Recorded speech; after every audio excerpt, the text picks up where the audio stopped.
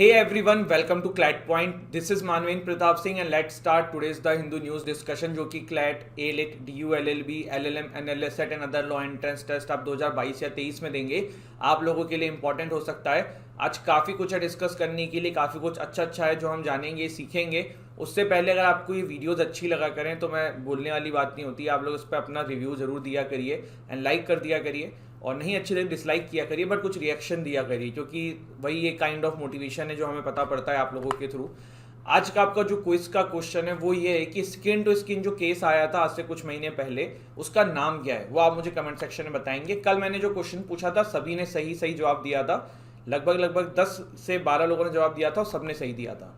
अभी एडिटोरियल का पेज पहले देख लेते हैं। आजकल ना हिंदू में एक टेक्स्ट करके पेज आ रहा है जस्ट एडिटोरियल के बाद, वो भी काफ़ी इंपॉर्टेंट हो रहा है और आज तो उसमें बहुत अच्छी बातें निकल के आई हैं, तो वो हम देखेंगे। पहले एडिटोरियल देख लो यहाँ पे कौन कौन से हैं जो थोड़ा बहुत देखना है, जैसे कि एक United Nation vote are not black and white, इस आर्टिकल को देखेंगे। यहाँ पे देखिए जो अभी हिजाब बैन हुआ है कर्नाटका हाईकोर्ट के द्वारा, तो उससे रिलेटेड 2 आर्टिकल एक साथ आए हुए हैं।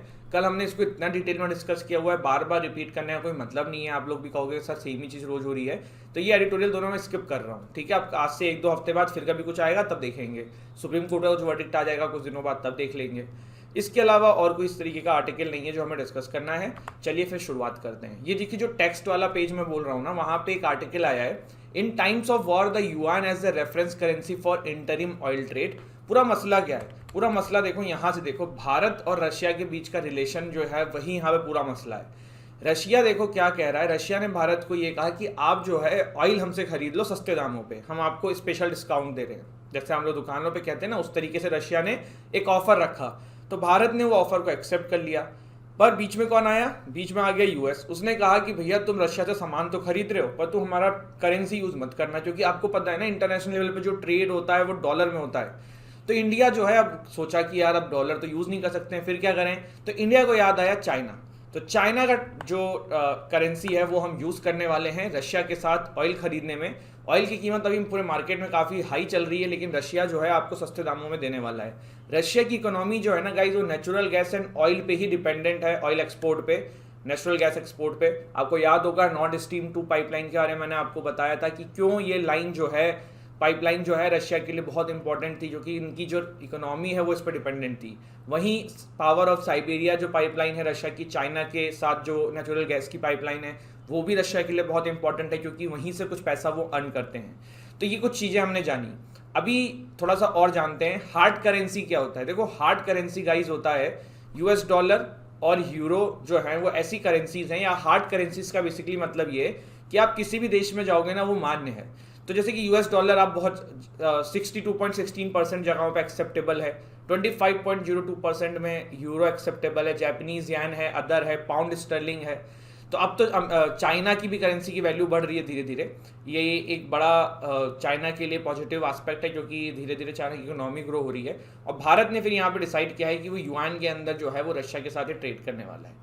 तो यहाँ पे देखिए यही सैंक्शन जो लगे हुए हैं उसके थ्रू आप जो है डॉलर यूज़ नहीं कर सकते, तो वहीं यहाँ पे ये न्यूज़ आई थी। एक चीज़ और जान लो, देखो कुछ समय पहले रशिया के ऊपर स्विफ्ट बैंक को बैन लगा दिया गया था, कि स्विफ्ट बैंक से रशिया का नाम हटा दिया गया था कि ट्रांजेक्शन नहीं हो सकता। तो स्विफ्ट बैंक कैसे काम करता है सिंपल समझ लो, आपने ना इंडिया में आईफोन खरीदना था अमेरिका से, अमेरिका की एक दुकान है, आपको वहाँ पे पेमेंट करनी है। आप यहाँ पे तो रुपए में पेमेंट कर रहे हो, लेकिन यहाँ पहुँचनी जो है वो डॉलर में है। अब ये कैसे होगा, तो जो स्विफ्ट इंफ्रास्ट्रक्चर होता है ना, वो बीच में आपकी करेंसी को कन्वर्ट करके सामने वाले को जो करेंसी चाहिए होती है उसमें दे देता है। तो इस स्विफ्ट से 2018 में ईरान को बैन लगाया गया था, ईरान की इकोनॉमी पटरी पे आ गई। अभी रशिया को इससे निकाला गया है, रशिया की इकोनॉमी भी जो है पटरी पे आ सकती है। पटरी पे मतलब उल्टा बोल दिया, पटरी से बाहर हो गई। ईरान की भी 2018 में पटरी से बाहर हो गई थी, अभी रशिया की भी उम्मीद है कि पटरी से बाहर हो जाए इनकी इकोनॉमी। आगे बढ़ते हैं अगले आर्टिकल के ऊपर, the curious case of sealed cover jurisprudence. Jurisprudence का मतलब क्या होता है, हम तो लॉ स्टूडेंट होने वाले हैं, आप में से बहुत सारे कुछ लोग लॉ ऑलरेडी पढ़ रहे हैं। जूरिस्प्रूडेंस का बेसिकली मतलब है न्याय प्रक्रिया, मतलब आप कह सकते हो ना पूरा जो हमारा जस्टिस सिस्टम है ना वो जूरिस्प्रूडेंस पे डिपेंडेंट है। आप लोग जब लॉ करेंगे या फिर जो लोग कर चुके हैं उनको पता होगा कि जूरिस्प्रूडेंस एक ऐसा सब्जेक्ट है ना जो हर लॉ एस्पिरेंट को तंग करता है। इतना टिपिकल कॉन्सेप्चुअल ये सब्जेक्ट है, और सारी जजमेंट अगर आप उठा के देख लो ना, बड़ी बड़ी जजमेंटें कहीं ना कहीं उसमें जूरिस्प्रूडेंस की चर्चा जरूर होती है, या फिर हम कह सकते हैं कि हर चीज़ जूरिस्प्रूडेंस से ही शुरू होती है लॉ के अंदर।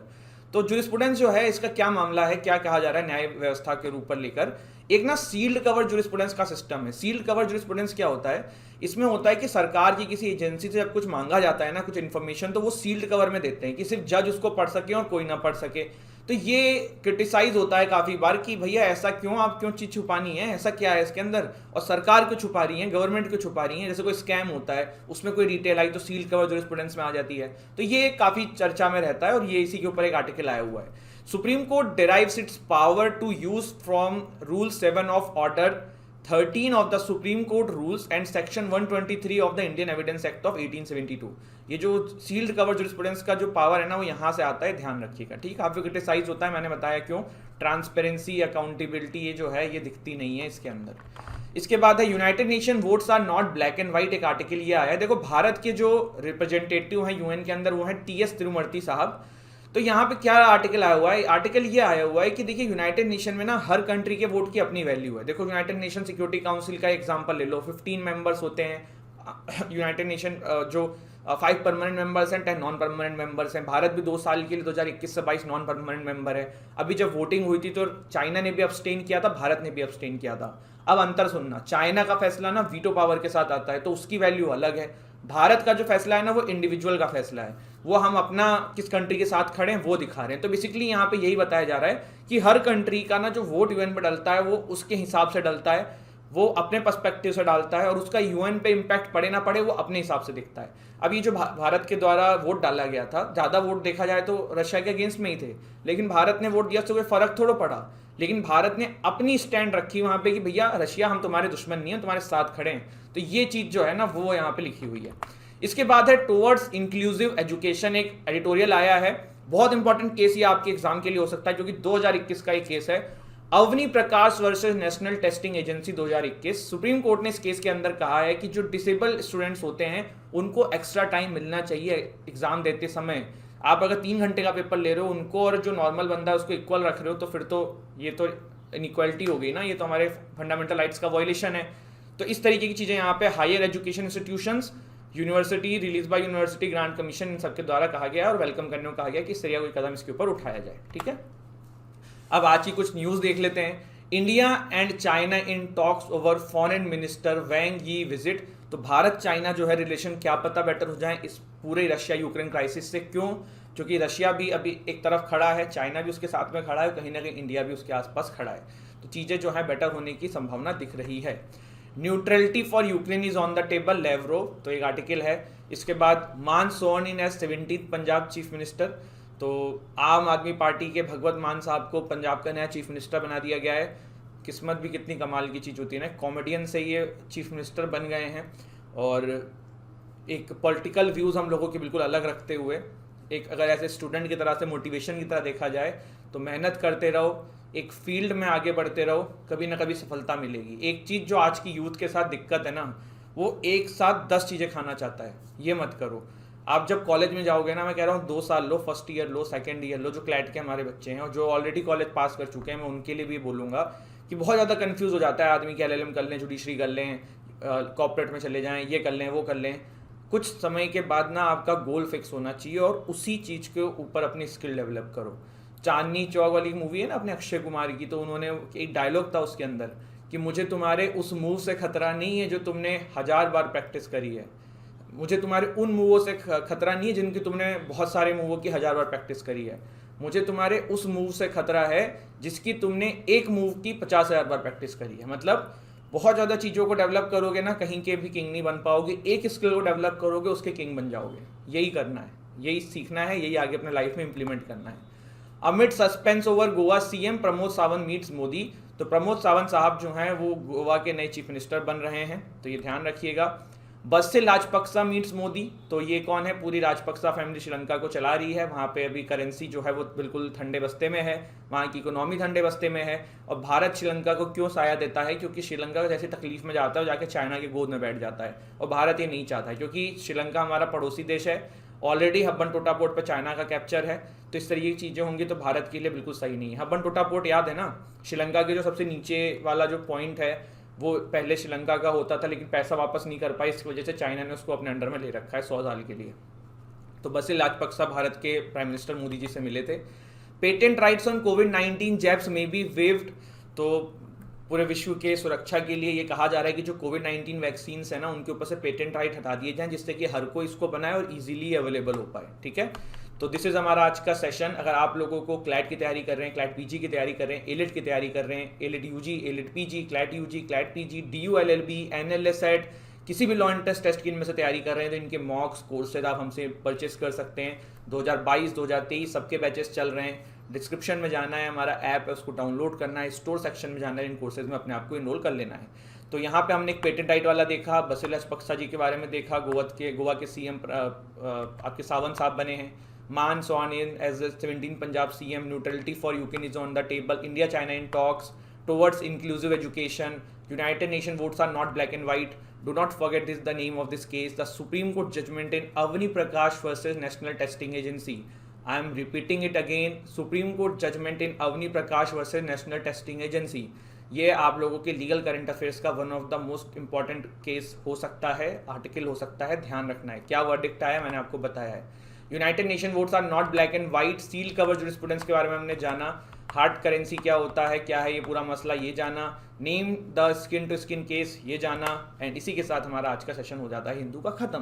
तो thank you so much. And आज जो है होलिका है, तो आप सभी लोगों को छोटी होली शायद बोलते हैं आज, तो उसकी ढेर सारी शुभकामनाएं। एंड हंसते रहिए, मुस्कुराते रहिए, पढ़ाई करते रहिए। वीडियो अच्छी लगे तो शेयर जरूर करिएगा, जो कि आप करते ही नहीं हो, पता नहीं क्या जाता है। एक ग्रुप पे शेयर कर दो यार, व्हाट्सएप पे अपने क्या जा रहा है भाई। थैंक यू सो मच, जय हिंद जय भारत। अगला आर्टिकल है वेयरिंग हिजाब is not essential part of religion, Karnataka high court. देखो कल भी ये न्यूज़ इतनी ज़्यादा न्यूज़ में थी क्योंकि तब फाइनल वर्डिक्ट नहीं आया था, तब आने वाला था।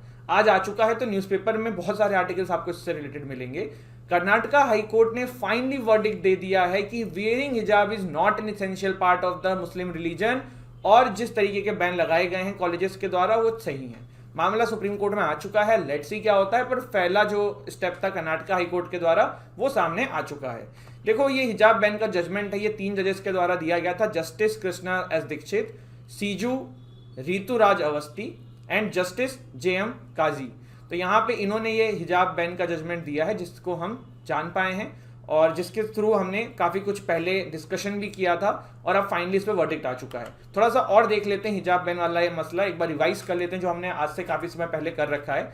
सारा का सारा मामला है आर्टिकल 25 का, जो बात करता है freedom of conscience, right to freely profess, practice and propagate your religion. इस तरीके की चीज़ आर्टिकल 25 में दिखती है, और वहीं से ये सारी बातें आती हैं कि क्या हिजाब पहनना जायज़ था या नहीं था। वैसे तो हमारा कॉन्स्टिट्यूशन जो है फंडामेंटल देता है फंडामेंटल राइट देता है, right to religion, but then there are certain limitation also on this fundamental right. तो ये यहाँ पे ये नहीं कहा जा सकता कि बिल्कुल एक्सट्रीम फंडामेंटल राइट है, आपसे कोई नहीं ले सकता है। चलिए मुझे कमेंट सेक्शन में बताइए कौन सा ऐसा फंडामेंटल राइट है जो किसी भी सिचुएशन में, इवन इमरजेंसी की सिचुएशन में आपसे कोई नहीं छीन सकता है।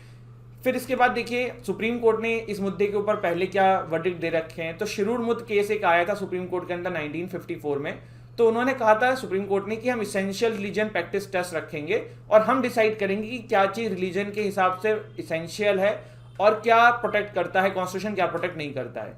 देखिए ऐसी बात बहुत बार सुप्रीम कोर्ट के सामने आई, जैसे कि एक आनंद मार्गा करके एक सेक्ट था, तो जो तांडव करना चाहता था सड़क पे, तो सुप्रीम कोर्ट ने इसके लिए अलाउ नहीं किया था। इस तरीके के और भी चीज़ें देखने को मिली थी। एक केस आपको याद होगा, हमने डिस्कस किया था, मुस्लिम एयरमैन को हटा दिया गया था इंडियन एयरफोर्स से जस्ट बिकॉज वो बियर्ड ग्रो कर रहे थे।